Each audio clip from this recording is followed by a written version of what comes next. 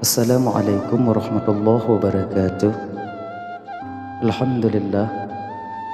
Allahumma salli wa sallim ala sayyidina Muhammad ibn Abdillah wa ala alihi wa ashabihi wa man tabi'ahu ila yaumil qiyamah. Ikhwan yang dimuliakan oleh Allah Subhanahu wa taala, pada video kali ini kita akan membicarakan sedikit tentang nafsu dan pembahagiannya, agar sedikit kita tahu tentang keadaan dan posisi nafsu kita sekarang ini. Setiap manusia yang masih hidup sudah barang tentu ia mempunyai nafsu, dan sifat nafsu dalam diri seorang manusia terbagi kepada dua. Yang pertama yaitu nafsu yang baik. Nafsu yang baik meliputi rasa syukur, khauf, ridha, ikhlas, mahabbah, taubat, dan yang meliputi sifat-sifat hati yang terpuji lainnya. Yang kedua, nafsu yang buruk, yaitu nafsu yang meliputi marah, dengki, hasud, ghibah, malas, dan yang berkaitan atau yang meliputi sifat-sifat hati yang tercela lainnya. Di ketika seorang hamba lebih cenderung kepada nafsu yang buruk, maka itu akan mengakibatkan matinya hati seorang hamba itu sendiri tanpa ia sadari. Maka oleh karena itu, keluarlah daripada segala sifat yang terendah, yakni yang hina, masuk kepada sifat yang terpuji sebelum nafsumu, yaitu nafsu yang rendah, mematikan hatimu. Syekh Abi Abdillah Muhammad Al-Busiri di dalam syair burdahnya mengingatkan kita. Kata beliau, "Fala tarum bil ma'asi kasra syahwatiha, inna ta'ama yuqawwi syahwatan nahimi." Jangan kau berharap dapat mematahkan nafsu dengan maksiat, karena makanan justru memperkuat orang yang rakus pada makanan yang lezat. Wan nafsu katifliin tuhmilhu syabba ala hubbi radha'i wa in taftimhu yang fatimi. Nafsu itu bagaikan bayi, bila kau biarkan ia akan menyusui tiada henti. Tetapi bila bayi itu kamu sabih, maka ia akan berhenti dengan sendirinya. Wasrif hawa-hawaha dzir'an tuwalliyahu, innal hawa ma tawalla yusmi aw yasimi. Maka palingkanlah nafsumu daripada kesenangan. Waspadalah, jangan sampai ia memiliki kekuasaan. Sesungguhnya jika nafsu berkuasa, maka ia akan membunuh dan membuatmu tercela adanya. Al-Imamul Ghazali pernah berkata, keinginan hawa nafsumu adalah paling berbahaya dari segala musuhmu. Ujiannya paling sulit di antara segala ujian. Pengobatannya paling rumit di antara semua perkara, dan penawarnya paling sulit di antara segala jenis penyakit. Dialah musuh dari dalam. Pencuri bila berasal dari anggota keluarga, sangatlah sulit menepisnya. Dialah musuh yang disuka, dan seorang akan buta atas keburukan sesuatu yang ia suka. Bila engkau mau berfikir dengan benar, akan kau temukan bahwa sumber dari segala fitnah, noda, kehinaan, kehancuran, dan segala cobaan itu adalah nafsu.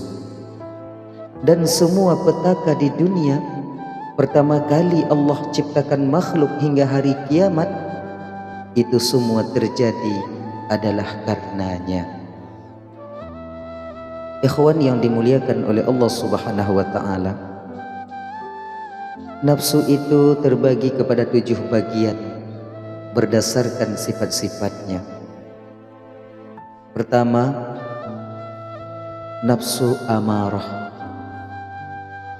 Nafsu ini selalu memerintahkan seorang hamba kepada keburukan, dan apabila suatu saat ia memerintahkan kepada kebaikan, maka hasil daripada akhirnya juga akan mendatangkan keburukan. Yang kedua, nafsul lawamah, yaitu menyesali dirinya sendiri. Ketika seorang hamba memerangi nafsu ini supaya ia ikut kepada sesuatu yang benar menurut syariat, maka seorang pun tak akan sanggup mengalahkannya. Ia pun akan terjerumus kepada perkara yang bertentangan dengan agama. Namun setelah itu ia menyesal karena telah melakukannya. Nafsu ini kembali kepada pemiliknya dengan tercela.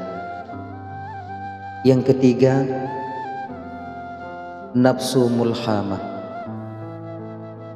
yaitu nafsu yang diilhamkan oleh Allah kepadanya 2 jalan: jalan kefasikan dan jalan ketakwaan ketika seorang hamba sedang memeranginya. Namun nafsu ini cenderung kepada keredaan Allah Subhanahu wa taala. Walaupun nafsu ini awalnya memerintahkan seorang hamba kepada kefasikan, berkah ilhamnya Allah, nafsu ini menjadikan seorang hamba itu takut kepada Allah Sang Rabbul Jalil. Yang keempat, nafsu mutmainnah, yaitu jiwa yang tenang. Nafsu mutmainnah ini ia selalu kembali kepada Allah Subhanahu wa taala. Inilah awal dari wusulnya seorang hamba kepada Sang Penciptanya. Akan tetapi nafsu ini belum sunyi daripada sesuatu yang masih samar.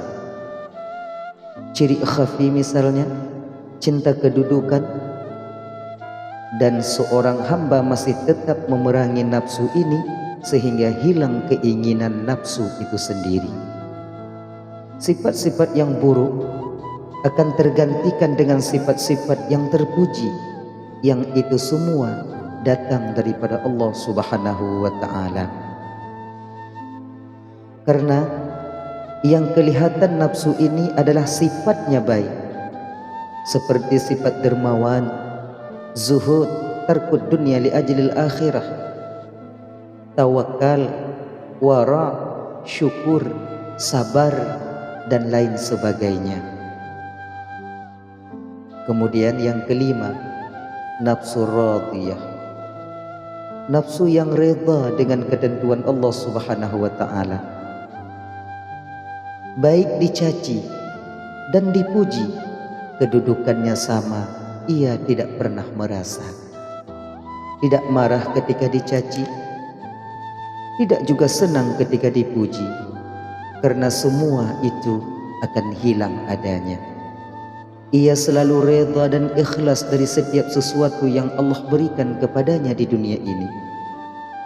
Dan apabila ia menemukan di dalam dirinya sifat bangga, maka ia akan bersegera meminta tolong kepada Allah Subhanahu wa taala dengan memperbanyak zikir dan bertaqarrub, mendekatkan diri kepada Allah Subhanahu wa taala. Yang keenam, nafsu mardiyah. Apabila seorang hamba telah sampai ke maqam ikhlas, maka mulailah terbuka pintu-pintu ma'rifah, dan jelaslah Allah baginya ketika itu. Ia akan tenggelam dalam lautan ketauhidan. Yang ia tuju hanyalah ma'rifah, usul kepada Allah Subhanahu wa taala. Yang terakhir, yaitu yang ketujuh, nafsu kamilah, yaitu derajat nafsu yang paling tinggi dan yang paling sempurna. Sampailah ia kepada mukasyafah, ma'rifah, arif billah, mengenal Allah dengan haqqul yaqin. Ikhwani yang dimuliakan oleh Allah Subhanahu wa taala, mudah-mudahan video ini bisa bermanfaat. Wallahu a'lamu bissawab wa ilaihi marji'u wal ma'ab. Assalamualaikum warahmatullahi wabarakatuh.